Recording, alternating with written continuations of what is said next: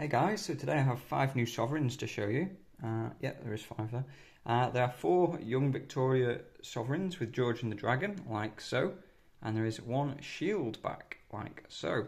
So we're going to talk through how much your Victoria sovereigns are worth. Now, the 4 on the right, they came in at best value bullion, no particular choice was given, and I just bought them as best value, so pretty happy with that. This is 1886, so one of the last few years that these were minted.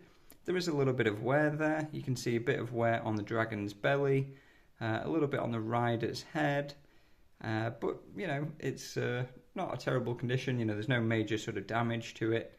And when we look here on the hair, we can see there is still some detail there. So this is a Melbourne mint. You can see the mint mark just down here by my thumb, just below the base of the neck. So a reasonable bullion condition coin. And in terms of the value of your typical bullion, it's generally worth the spot price multiplied by, so the spot price in ounces, troy ounces, multiplied by 0.2354, which is the fine gold content of a sovereign. So 0.2354, and that will give you a number. At the moment in the UK, that will give you around 350 or 360 in terms of pounds. And then you would multiply that number by your premium that you expect to pay. So it might be 3%, 4%, 5%, something like that. Sometimes a little bit higher for certain coins. So like I say, with the young Victorias, people often do pay a small premium more, especially if they're in very good condition. Now, if you have sovereigns of any monarch which are in great condition, any of the older monarchs, if it's a recent year, like the last few years, people might pay more for a nice coin.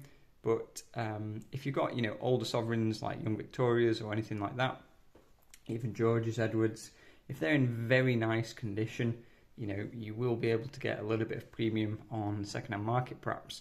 Now, if not, you'd easily be able to at least sell them and move them on. So let's say the market's a bit crowded. If you've got better condition coins at the same price, people are most likely going to choose yours over having worse condition coins, if they have that choice there. So young Victorias are always quite popular. Thing to remember with these is they would flip this way. So they are aligned differently to the Edwards, the Georges and so on.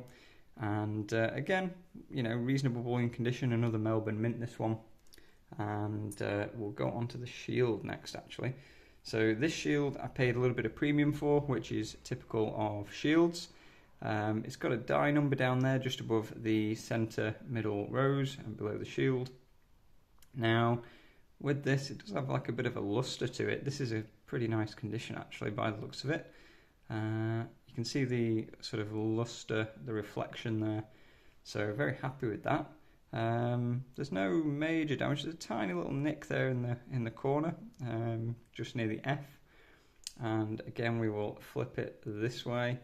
And here we have 1871. So this is in pretty nice condition. And yeah, we can see some nice detail there. I'm just struggling with the light a little bit today, but yeah, we've got some nice condition in the hair. So what you can see here is the hair just above the ear is often the first to wear. So if you get a more worn one, you might see that all sort of flattened out and smoothed off. Like that's the high point of the coin there. So yeah, I was happy to pick this up. In terms of premium, you're looking at paying like 10% on these, maybe even a bit more. And if you're going into the finer grades, you could be paying like literally 2 or 3 times the spot price of a gold coin.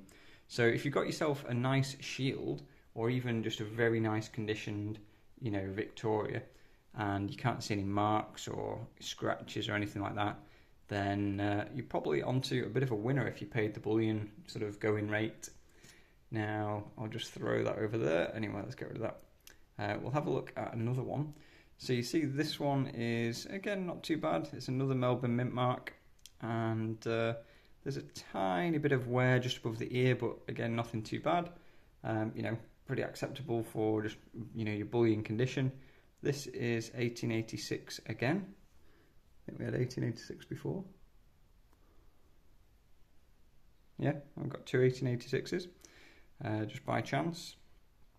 You see this one here has a bit more wear on the dragon's belly, whereas this one, as we look up here,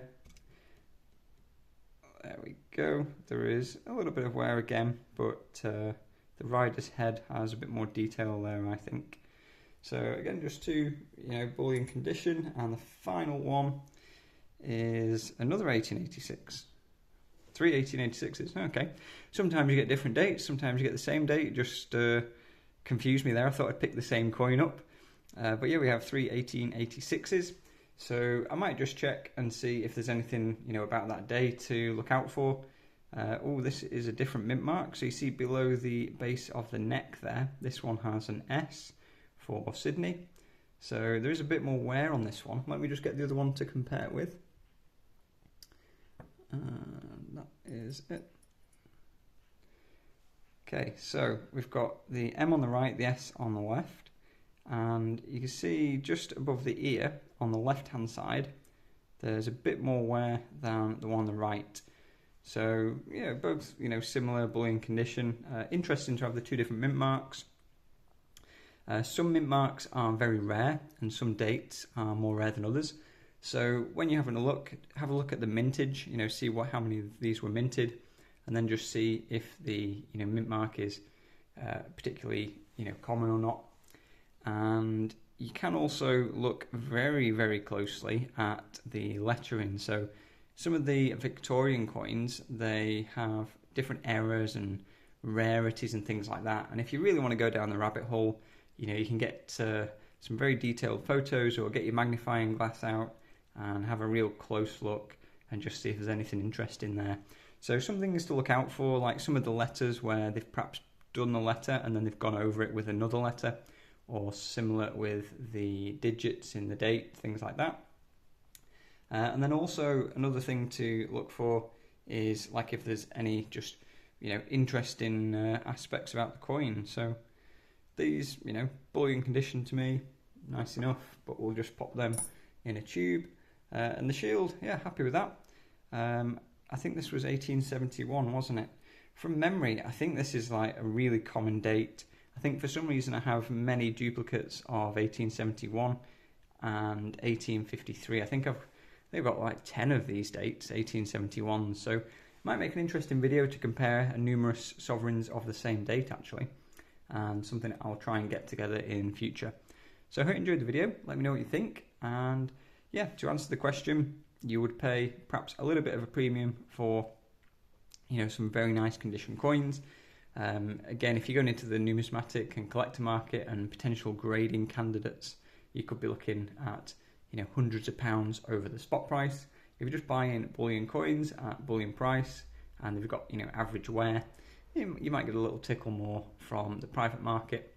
But overall, you are likely just to get from dealers at least the typical bullion price, and that's just how it is really. The dealers, they might sell them for a bit more, but ultimately if you're just stacking, you're probably better off just buying the best value. And if you get the choice, maybe you get some nice Victorias. But for me, I would rather choose really nice condition Georges or Edwards than poor condition young Victorias. And if you've got nice modern coins in this coppery colour, then some people like them because they are pretty new and shiny, and they've not been around for decades and decades. So some people just feel safer buying them, feel like they're probably less likely to be forged and things like that. So I hope you enjoyed the video. Talk soon.